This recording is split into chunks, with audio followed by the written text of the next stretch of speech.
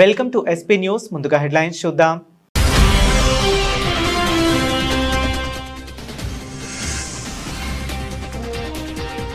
విశాఖ తీరాన 5,000 కోట్ల డ్రీమ్ ప్రాజెక్టుకు సాకారం. భోగాపురం విమానాశ్రయాన్ని జాతికి అంకితం చేసిన పీఎం మోదీ.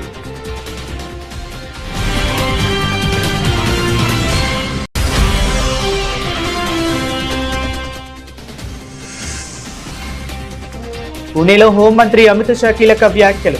స్వరాజ్యం అంటే మన భాష, మన పాలన, మన సంస్కృతి.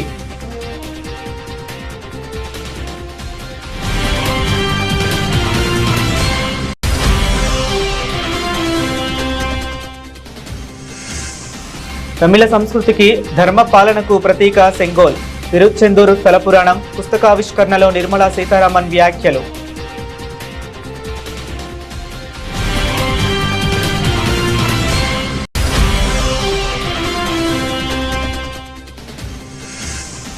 రాజ్యాంగానికి లోబడే దేశంలో ఎన్నికలు. 17 రాష్ట్రాల్లో ఎస్ఐఆర్ ప్రక్రియ విజయవంతంగా పూర్తి చేశామన్న సిఎసి.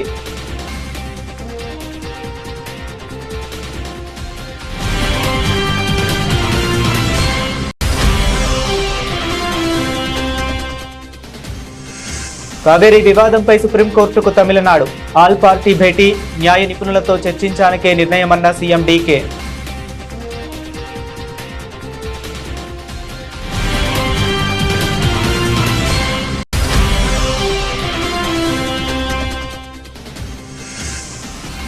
పీఎం శ్రీ పథకంపై యూడీఎఫ్ ప్రభుత్వం యూటర్న్. కేరళ ప్రతిపక్ష నేత పినరాయి విజయన్ ఘాటు విమర్శలు.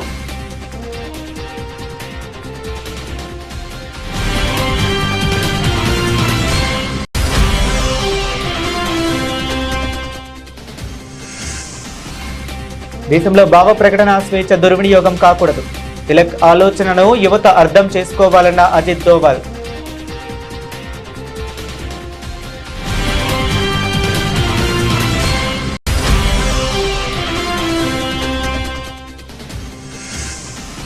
జగన్ పర్యటనకు జనాలు స్వచ్ఛందంగా వస్తే కేసులు పెడతారా? ప్రభుత్వంపై గవర్నర్కు లేఖ రాశానన్న బొత్స.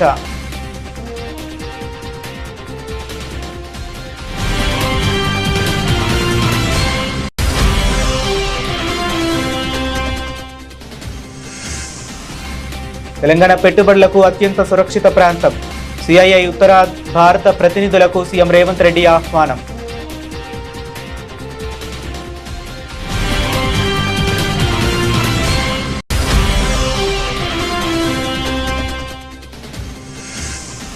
ప్రతి కార్యకర్త వన్ మ్యాన్ ఆర్మీలా పనిచేయాలి. పార్టీ శ్రేణులకు సజ్జల రామకృష్ణారెడ్డి పిలుపు.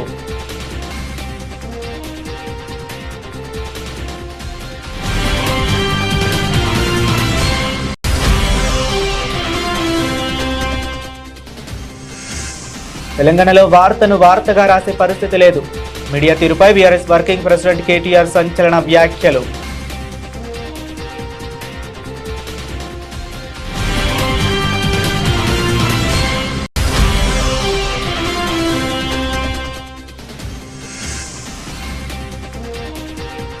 పసిడి ప్రియులకు షాక్.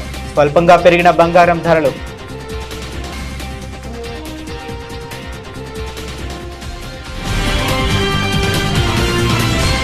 ఆంధ్రప్రదేశ్ పారిశ్రామిక రవాణా రంగాల చరిత్రలో మరొక చారిత్రాత్మక ఘట్టం ఆవిష్కృతమైంది.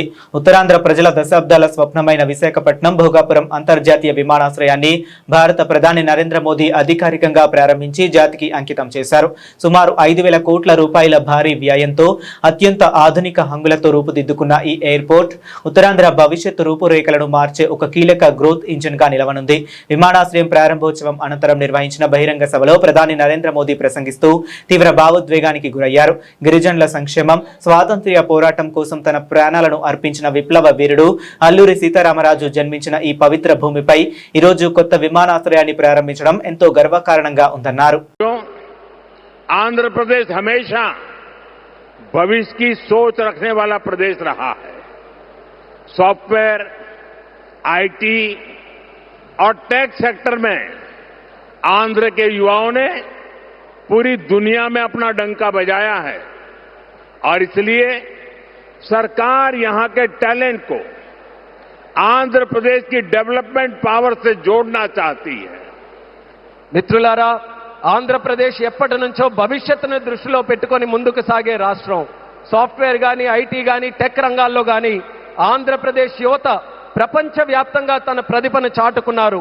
అందుకే ఇక్కడ యువత తాలూకా ప్రతిభను ఆంధ్రప్రదేశ్ తాలూకా అభివృద్ధి శక్తితో అనుసంధానం చేయాలని ప్రభుత్వం కోరుకుంటుంది. हमारे टैलेंटेड युवाओं की प्रतिभा का लाभ आंध्र प्रदेश और देश को ज्यादा से ज्यादा मिले, ये बहुत आवश्यक है. इसके लिए हमारा फोकस अब सेमीकंडक्टर जैसी फ्यूचरिस्टिक टेक इंडस्ट्री पर है. विशाखापट्टनम में नए सेमीकंडक्टर प्लांट का शिलान्यास इसी दिशा में एक बहुत बड़ा कदम है. మన ప్రతిభావంతులైన యువత సామర్థ్యం ఆంధ్రప్రదేశ్కే కాకుండా దేశానికి మరింత ఉపయోగపడాలి. అందుకే ఇప్పుడు మా దృష్టి సెమీకండక్టర్ వంటి ఫ్యూచరిస్టిక్ టెక్ ఇండస్ట్రీస్ పై ఉంది. విశాఖపట్నంలో కొత్త సెమీకండక్టర్ ప్లాంట్ తాలూకా శంకుస్థాపన ఆ దిశగా ఒక గొప్ప అడుగుగా నేను భావిస్తున్నాను. चंद्रबाबू के नेतृत्व में हमारा आंध्र अब सॉफ्टवेयर के साथ साथ मैन्युफैक्चरिंग का भी हब बनेगा. इससे आंध्र में फ्यूचरिस्टिक जॉब्स तैयार होगी, टेक इंडस्ट्रीज के लिए नया वातावरण तैयार होगा. వెంటిలేటర్ పైన ఆంధ్రప్రదేశ్ ఆక్సిజన్ ఇచ్చి ఈరోజు నిలబెట్టిన వ్యక్తి నరేంద్ర మోడీ గారు. నేను మిమ్మల్ని అడుగుతున్నా, ఆంధ్రుల సెంటిమెంట్ విశాఖ ఉక్కు నిలబెట్టింది ఎవరని గట్టిగా మీరు చెప్పాల్సిన బాధ్యత మీ పైన ఉంది. ఎవరు ఎవరు విశాఖ రైల్వే జోన్ మంజూరు చేసి విభజన హామీని నెరవేర్చింది ఎవరు? పోలవరానికి సాయం చేసి గాడిన పెట్టింది ఎవరు? రాజధానికి నిధులిచ్చి పండ్లున్న చెట్టుకి రాళ్ళేస్తారంట. కష్టపడే కుటుంబ సభ్యుడు, తండ్రి కావచ్చు, పెద్ద కొడుకు కావచ్చు, అందరూ అతని మీద పడతారు. నువ్వు ఎక్కువ కష్టపడు, ఎక్కువ తిట్లు తింటావు. అలాంటిది మనం ఎలాంటి పరిస్థితుల నుంచి వచ్చాం? భారతదేశం ఒక పరిస్థితిలో బంగారాన్ని కూడా తాకట్టు పెట్టుకునే పరిస్థితి వచ్చింది. అలాంటి పరిస్థితుల నుంచి దశాబ్దం పైనుంచి మూడోసారి ప్రధానమంత్రిగా ఆయన ఈ రోజున మన స్వాతంత్ర్య సమరయోధుడు లోకమాన్య బాల్ గంగాధర్ తిలక్ భారత స్వాతంత్ర్య ఉద్యమానికి కొత్త దిశను చూపారని కేంద్ర హోంశాఖ మంత్రి అమిత్ షా పేర్కొన్నారు. పూణే పర్యటనలో ఉన్న ఆయన లోకమాన్య తిలక్ సాంస్కృతిక జాతీయవాదానికి పునాది వేశారని కొనియాడారు. సాంస్కృతిక సార్వభౌమత్వమే అసలైన స్వరాజ్యానికి పునాది అని, నేటి భారత్ కూడా అదే మార్గంలో పయనిస్తుందని స్పష్టం చేశారు. పూణేలో జరిగిన కార్యక్రమంలో కేంద్ర హోంమంత్రి అమిత్ షా ప్రసంగిస్తూ స్వరాజ్యం నా జన్మ హక్కు, దాన్ని సాధించి తీరుతాను అని తిలక్ ప్రకటించిన ఆ అద్భుత క్షణాలను గుర్తు చేసుకున్నారు. నిజమైన స్వరాజ్యం అంటే కేవలం బ్రిటిష్ వారి నుంచి స్వాతంత్ర్యం పొందడం మాత్రమే కాదని, మన భాష, మన పాలన మరియు మన సంస్కృతిని కాపాడుకోవటమేనని తిలక్ నమ్మారని అమిత్ షా అన్నారు. तिलक महाराज स्वतंत्र संग्राम को एक नई दिशा में एक नया अर्थ देने के लिए उन्होंने एक महान उद्घोषणा की, स्वराज मेरा जन्मसिद्ध अधिकार है. इस देश की जनता को स्वराज कोई दे नहीं सकता. इस देश की जनता का यह अधिकार है और उसको हम प्राप्त कर रहेंगे. पुनेरी पगड़ी पहनकर जब वो गौरव के साथ वो बात बोले होंगे, मैं कई बार आंख बंद कर सोचता हूं कैसा दैदीप्यमान वो पल होगा जब उन्होंने अमर वाक्य घोषित किया होगा. यही भूमि से शिवाजी महाराज ने स्वराज की घोषणा की थी. उस वक्त उन्होंने कहा था स्वराज मतलब शासन नहीं, सिर्फ शासन नहीं, स्वराज मतलब हमारा शासन, हमारी भाषा, हमारी संस्कृति और हमारा धर्म, ये जब प्रस्थापित होता है तब ही पूर्ण स्वराज की प्राप्ति होती है. और तिलक महाराज ने भी अपने जीवन में स्वराज के आंदोलन के साथ, स्वतंत्रता के आंदोलन के साथ जनता को जोड़ने का काम किया और उन्होंने स्वतंत्रता आंदोलन में एक नए प्रकार के राष्ट्रवाद का जन्म दिया, सांस्कृतिक राष्ट्रवाद का। राष्ट्रवादी कई लोग हुए, मगर तिलक महाराज ने जब गणपति उत्सव और शिवाजी महोत्सव शुरू किया, उन्होंने राष्ट्रवाद को देखते देखते सांस्कृतिक राष्ट्रवाद में बदलने का काम किया। उन्होंने आने वाले दिनों में देश के चलने की दिशा भी तय कर दी और कहा कि ये देश जब भी आजाद होगा इस रास्ते पर चलेगा। और वो व्यक्ति की दूरंदेशी देखिए, आज देश सांस्कृतिक राष्ट्रवाद के रास्ते पर चल गया है, चल पड़ा है। अब उसको कोई वापिस नहीं ला सकता। देश यही रास्ते पे चलता रहेगा। భారత స్వాతంత్ర్య సంకేతమైన తమిళ సంస్కృతిలో విశిష్ట స్థానమున్న చారిత్రాత్మక సెంగోల్ రాజదండం గురించి కేంద్ర ఆర్థిక శాఖ మంత్రి నిర్మలా సీతారామన్ ఆసక్తికర వ్యాఖ్యలు చేశారు. తిరుచెందూరు స్థల పురాణం పుస్తకావిష్కరణ కార్యక్రమంలో పాల్గొన్న ఆమె స్వాతంత్ర్యం వచ్చిన నాటి నుంచి మూలపడి దాచిపెట్టుబడిన సెంగోల్కు ప్రధాని నరేంద్ర మోదీ ప్రభుత్వం తగిన గౌరవాన్ని అందించిందని స్పష్టం చేశారు. தமிழ் மொழி, தமிழ் இலக்கியத்தை பற்றி நாம் பல இடங்களில் பேசுகிறோம். இந்த சைவ திருமுறைகளில் உள்ள தமிழ் வளத்துக்கு ஈடே இல்லை. ஏதோ பண்டிதர்கள் மட்டுமே படித்து பண்டிதர்களுக்கே உரிய என்று நினைத்து கொண்டிருந்த தமிழை சாதாரண மக்களுக்கும் தெரிந்து கொண்டு பாட இந்த திருமுறைகள் உதவி செய்தன. புதிதாக நிறுவிக்கப்பட்ட நாடாளுமன்ற அந்த பரிசரத்தில் ஆதீனங்களுடன் தானும் சென்று அந்த செங்கோலை வைக்கப்பட்டதை நாம் மறக்க முடியாது.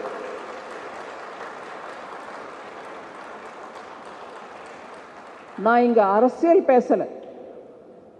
பாரத நாடு சுதந்திரம் அடைந்த போது கொடுக்கப்பட்ட அந்த செங்கோல் எங்கேயோ மறைந்து கிடந்த அந்த நிலையில புதிதாக நிர்வகிக்கப்பட்ட பாராளுமன்றத்திலே அந்த செங்கோலை எங்கிருந்தோ எடுத்துட்டு வந்து தான் போய் நிறுவல. తమిళనాడులోని కోయంబత్తూరు అమృత యూనివర్సిటీ స్నాతకోత్సవ కార్యక్రమానికి భారత ప్రధాన ఎన్నికల కమిషనర్ జ్ఞానేష్ కుమార్ ముఖ్య అతిథిగా హాజరయ్యారు. ఈ సందర్భంగా ఆయన మాట్లాడుతూ దేశంలో ఎన్నికల నిర్వహణ, సాంకేతికత వినియోగంపై ఆసక్తికర వ్యాఖ్యలు చేశారు. అగ్రరాజ్యమైన అమెరికా సైతం తమ ఓటర్ల వ్యవస్థలో తీసుకురాలేకపోయిన మార్పులను భారత్ సునాయాసంగా సాధించిందని తెలిపారు. ఇప్పటికే దేశంలోని 17 రాష్ట్రాల్లో ఎస్ఐఆర్ ప్రక్రియను విజయవంతంగా పూర్తి చేసినట్లు చెప్పారు. 65 lakhs plus 20 lakhs, 85 lakhs. Double is 1 crore 70 lakhs and 10 lakhs from Pujaniya Swamiji. I told you this because it's important for you to know how do you manage. So you manage with technology, with your integrity, with your transparency. And one more line you should remember, because you are an Indian first. Elections in India are held as per the Constitution of India, electoral rolls and instructions of Election Commission. It's all flowing from the Constitution. It's all written. No right, no left. Anybody who does here and there. So Krishna asked for 5 villages, not granted. War erupts. In Sanskrit you call it Ran. Ran erupts. War erupts. And what happened in SIR? The Election Commission asked for 5 things: absent, shifted, dead, duplicate, foreigners. These 5 kind of people should not be in the electoral rolls. Rest everybody above 18 years should be in the roll. But only these 5. Which ones? ASDDF. You'll remember this. United States of America prepares a bill. Bill means when you make an act, present it before the body, it is called as a bill. Once it is passed, it is called as an act. Okay? So a bill is prepared and presented before the House of Representatives in America. The name of the bill is United States of America, US, Safeguard American Voter Eligibility, SAVE, US SAVE Act. And what does the bill say? Karnataka రాజధాని బెంగళూరు నగర రూపురేఖలను మార్చేందుకు ముఖ్యమంత్రి DK Shivakumar let's just clean Bengaluru freedom frame fest అనే నెల రోజుల భారీ పారిశుద్ధ్య ప్రచారాన్ని ఘనంగా ప్రారంభించారు. నగరంలోని రోడ్లు, బహిరంగ ప్రదేశాల్లో చెత్త, నిర్మాణ వ్యర్థాలను నిర్మూలించడమే లక్ష్యంగా ఈ డ్రైవ్ ను చేపట్టారు. ఇదే సమయంలో కావేరీ జలాల పంపిణీపై తమిళనాడు ప్రభుత్వం సుప్రీంకోర్టును ఆశ్రయించనున్నట్లు వస్తున్న వార్తలపై సీఎం డీకే స్పందిస్తూ కర్ణాటక ప్రయోజనాల పరిరక్షణకు సర్వపక్ష నేతలు, న్యాయ నిపుణులతో సంప్రదించిన తర్వాతే తగిన నిర్ణయం తీసుకుంటామని స్పష్టం చేశారు. ಕೇಂದ್ರ ಸಚಿವರಾದಂತ ಸೋದರಿ ಶಿವಭಕ್ತನವರೇ, ಕೃಷ್ಣ ಬೈರೇಗೌಡ್ರೆ, ವಿಶ್ವನಾಥ್ ಅವರೇ, ನಮ್ಮ ಹಿರಿಯರಂತ ಜಾರ್ಜ್ ಸಾಹೇಬ್ರೆ, ಶ್ರೀನಿವಾಸ್ ಅವರೇ, ಎಲ್ಲ ಅಧಿಕಾರಿಗಳೇ, ಮಾಧ್ಯಮ ಮಿತ್ರರೇ, ಎಲ್ಲ ಸ್ವಚ್ಛತೆಗೆ ಶಕ್ತಿ ಕೊಡಬೇಕು ಅಂತ ಹೇಳಿ ಬಂದಂತ ಎಲ್ಲ ಮುಖಂಡರುಗಳೇ, ಮಹಾತ್ಮ ಗಾಂಧೀಜಿಯವರು ಸ್ವಚ್ಛತೆಯೇ ದೇವರು ಅಂತ ಹೇಳಿ ನಮ್ಗೆಲ್ಲ ಮಾರ್ಗದರ್ಶನವನ್ನು ಕೊಟ್ಟಿದ್ದಾರೆ. ನೋಡಪ್ಪ, ಬಿಜೆಪಿಯವರು ಸ್ನೇಹಿತರು ಆರೋಪ ಮಾಡ್ತಾರೆ. ಪಾಪ ನಾನು ಗೌರವ ಅವರೇ ಸಲಹೆ ಕೊಟ್ಟಿದ್ದು ಆಲ್ ಪಾರ್ಟಿ ಮೀಟಿಂಗ್ ಕರಿಬೇಕು ಅಂತ. ಇನ್ನ ನೀರು ಬಿಟ್ಟಿಲ್ಲ. ಆದ್ರೆ ಸಾಯಂಕಾಲದಷ್ಟೊತ್ತಿಗೆ ನೀರು ಬಹುಶಃ ಒಂದು ಡ್ಯಾಮ್ ತುಂಬುವಂತ ಒಂದು ಪರಿಸ್ಥಿತಿ ಬಂದ್ಬಿಟ್ಟಿದೆ. ನೀರನ್ನು ನಾನು ಹಿಡ್ಕೊಳ್ಳಕ್ಕೆ ಆಗುದಿಲ್ಲ. ನಾಳೆ ನಮ್ಮೆಲ್ಲ ಆಗ್ಲೇ ತಮಿಳುನಾಡವರು ಸುಪ್ರೀಂ ಕೋರ್ಟ್ ಹೋಗ್ಲಿಕ್ಕೆ ತಯಾರು ಮಾಡ್ಕೊಂಡಿದ್ದಾರೆ ಅಂತ ಹೇಳಿ ಇವತ್ತು ಸ್ಟೇಟ್ಮೆಂಟ್ ಕೂಡ ಕೊಟ್ಟಿದ್ದಾರೆ. 36ರಿಂದ 39 ಕ್ಯೂಸಿಕ್ ನೀರು ಬೆಂಗಳೂರು ನಗರಕ್ಕೆ ಬರ್ತಾ ಇದೆ. ಬೆಂಗಳೂರಿಗೆಲ್ಲ ನಮ್ಮ ಕಾವೇರಿಲಿ ಹರಿತಾ ಇದೆ. ಅವ್ರು ಕೊಟ್ಟಿರೋದು 3600. ಆದ್ರೆ ವಿರೋಧ ಪಕ್ಷದವ್ರಿಗೆ ಚರ್ಚೆ ಮಾಡಿ, ಕಾನೂನು ತಜ್ಞರ ಚರ್ಚೆ ಮಾಡಿ ನಾಳೆ ತೀರ್ಮಾನವನ್ನ ಮಾಡ್ತೀವಿ.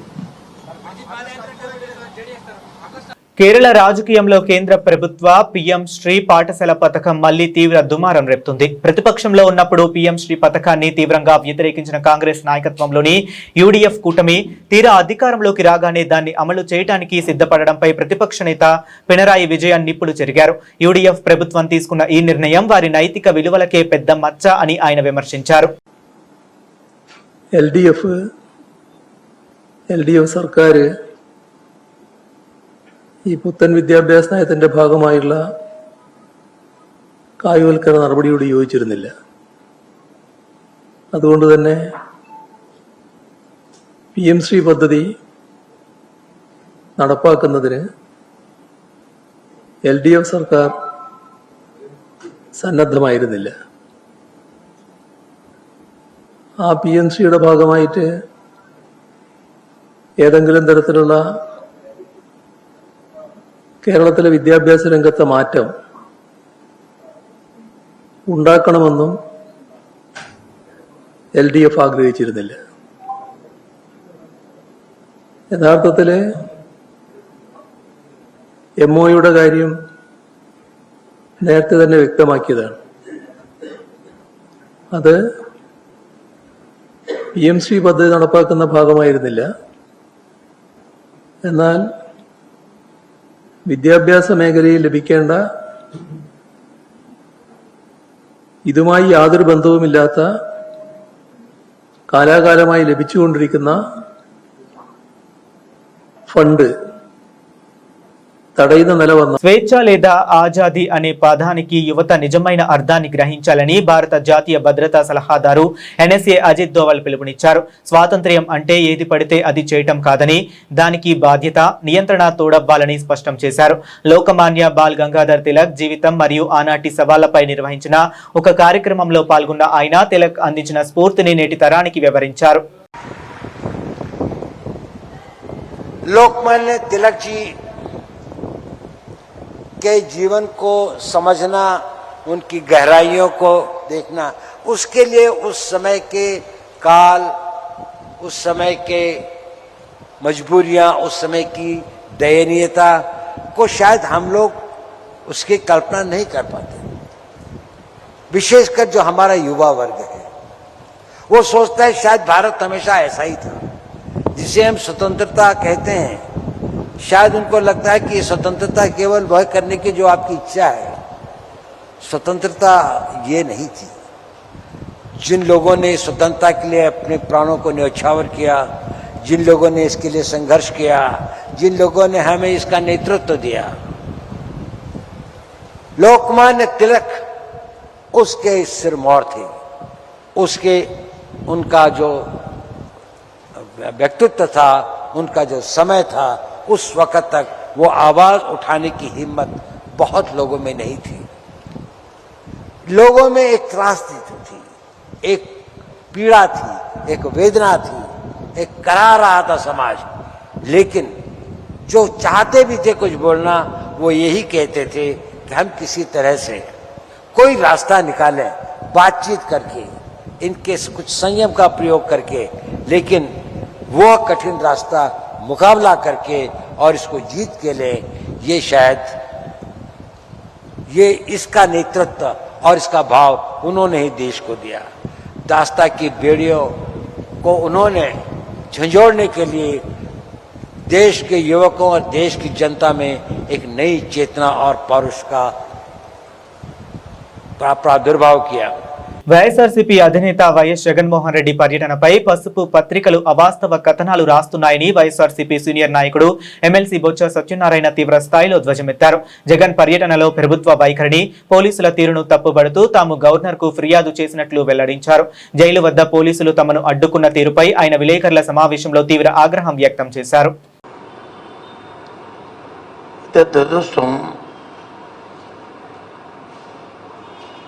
ఈనాడు, జ్యోతి, కొన్ని పత్రికలు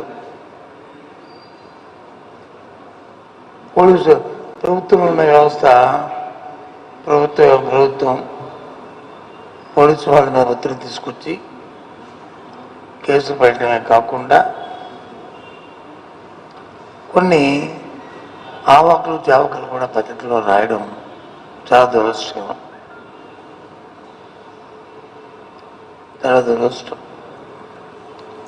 ఎందుకు ఈ విషయం మాట్లాడుతున్నానంటే, వాస్తవాన్ని రాస్తే పర్వాలే, వాస్తవాన్ని వక్రీకరించి రాయడం అనేది పత్రికలు తగదు. ఇంకో విషయం ఏంటంటే, శాంతియుతంగా నేను వెళ్తున్నప్పుడు ప్రభుత్వం ఒత్తిడి తీసుకొచ్చి పోలీస్ శాఖతో అక్కడ ఒక సబ్ ఇన్స్పెక్టర్ని కొట్టామని చెప్పని, లేకపోతే వారి మీద దౌర్జన్యం చేశామని చెప్పని, లేకపోతే వారిని హత్య చేయడానికి ప్రయత్నం చేశామని కొన్ని నేరపూరితమైన కేసులు పెట్టడం అనేది చాలా దురదృష్టం. నేను తీవ్రంగా ఖండిస్తున్నాం. ఇంకా మీ బుద్ధి, ప్రభుత్వం తాలూకు బుద్ధి మారలేదు, ప్రభుత్వం బుద్ధి మారలేదు. ప్రజలు చిత్కరిస్తున్నా సరే, ప్రజలు చీకొడుతున్నా సరే, మీ వ్యవహారాన్ని మారలేదు. పత్రికల తాలూకు వ్యవహారాన్ని ఒక మాట చెప్తున్నాను. ఇవాళ ఈనాడు పత్రికలో నా ఫోటో వేసి, ఎందుకు నేను మాట్లాడుతున్నా అంటే, నా ఫోటో వేసి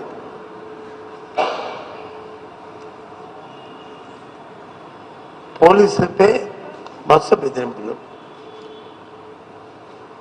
నా రాజకీయ జీవితం ఇప్పుడు వచ్చి నన్ను ఎవరు బెదిరించలేదు, నేను ఎవరిని బెదిరించలేదు.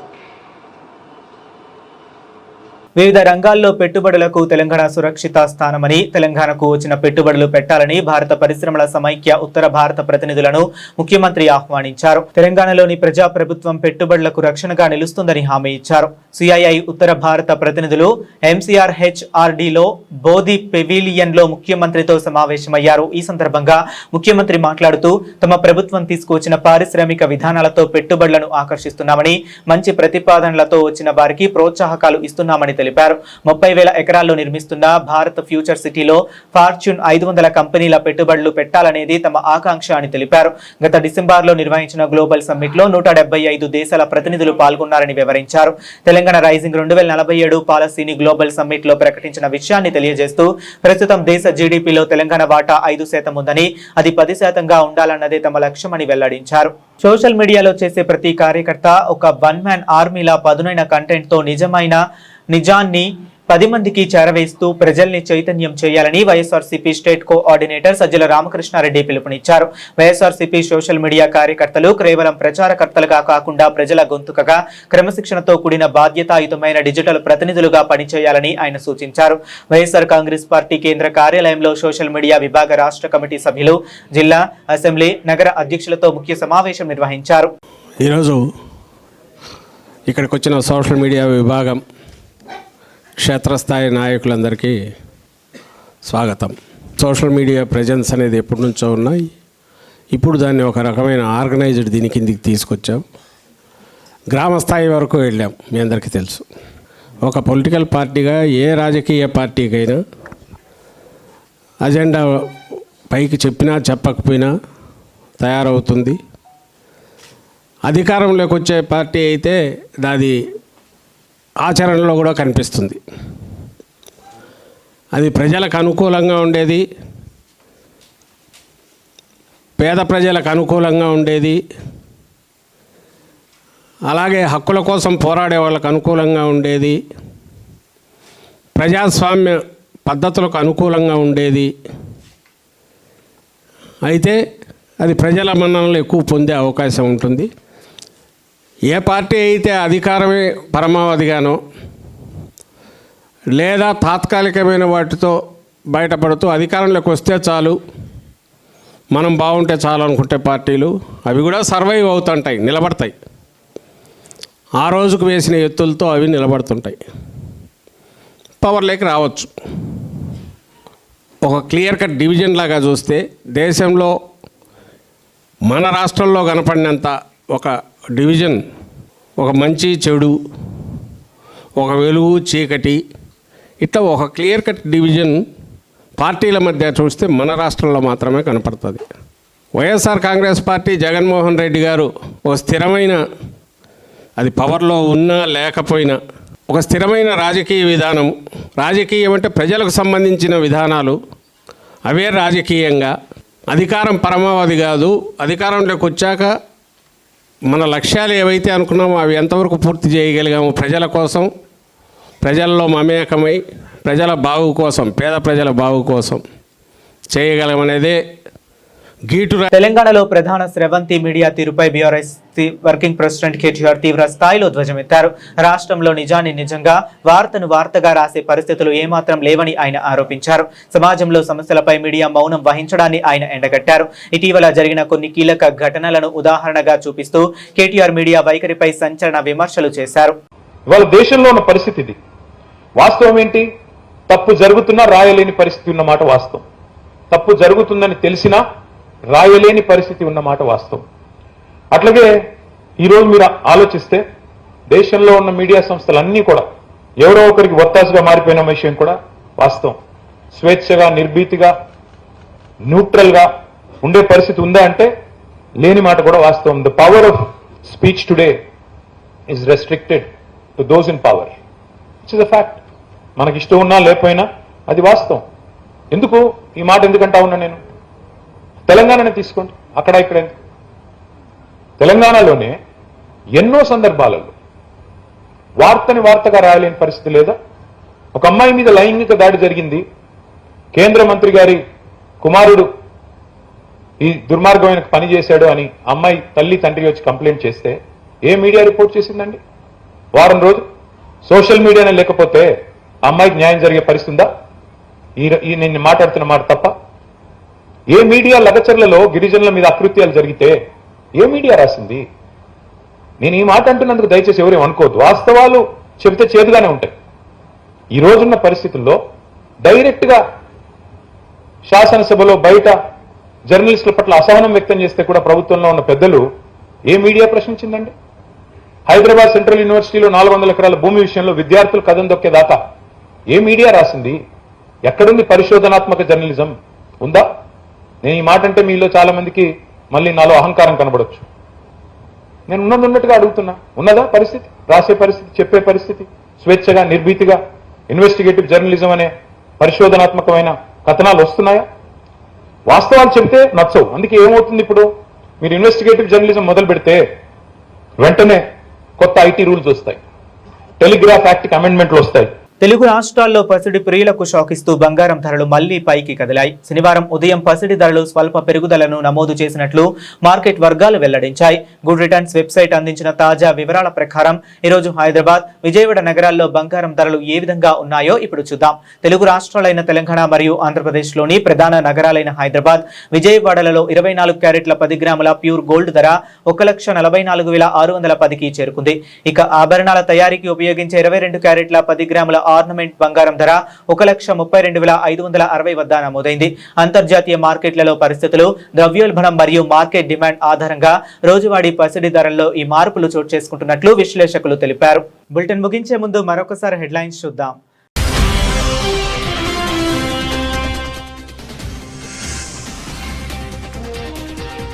విశాఖ తీరాన 5,000 కోట్ల డ్రీమ్ ప్రాజెక్టుకు సాకారం. భోగాపురం విమానాశ్రయాన్ని జాతికి అంకితం చేసిన పీఎం మోదీ.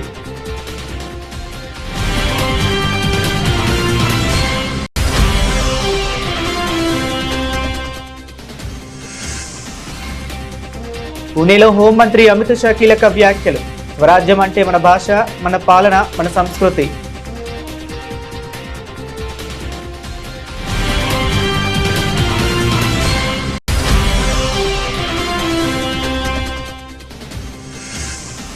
తమిళ సంస్కృతికి, ధర్మ పాలనకు ప్రతీక సెంగోల్.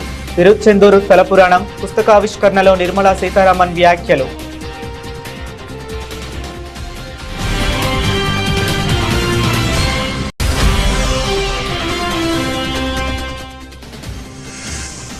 రాజ్యాంగానికి లోబడే దేశంలో ఎన్నికలు. 17 రాష్ట్రాల్లో ఎస్ఐఆర్ ప్రక్రియ విజయవంతంగా పూర్తి చేశామన్న సిఎసి.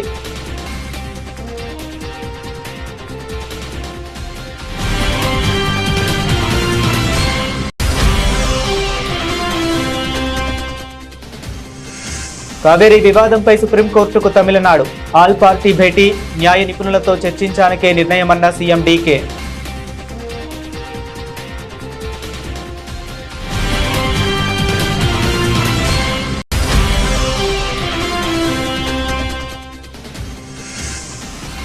పీఎం శ్రీ పథకంపై యూడీఎఫ్ ప్రభుత్వం యూటర్న్. కేరళ ప్రతిపక్ష నేత పినరాయి విజయన్ ఘాటు విమర్శలు.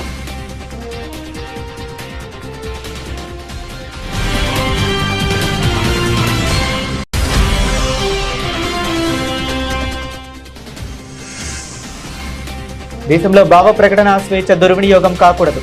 తిలక్ ఆలోచనను యువత అర్థం చేసుకోవాలన్న అజిత్ దోవల్.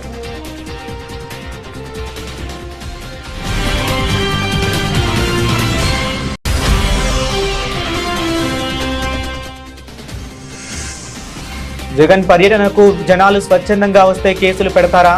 ప్రభుత్వంపై గవర్నర్కు లేఖ రాశానన్న బొత్స.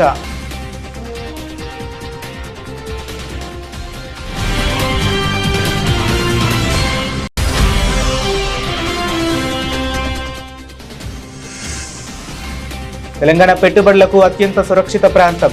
సిఐఐ ఉత్తర భారత ప్రతినిధులకు సీఎం రేవంత్ రెడ్డి ఆహ్వానం.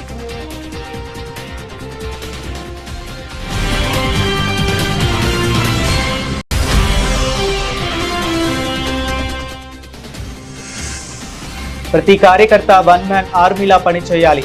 పార్టీ శ్రేణులకు సజ్జల రామకృష్ణారెడ్డి పిలుపు.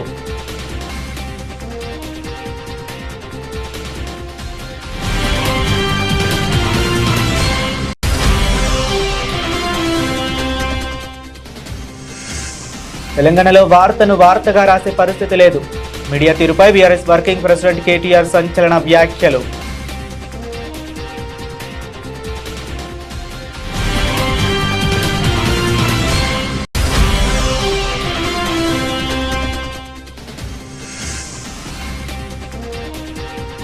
పసిడి ప్రియులకు షాక్. స్వల్పంగా పెరిగిన బంగారం ధరలు.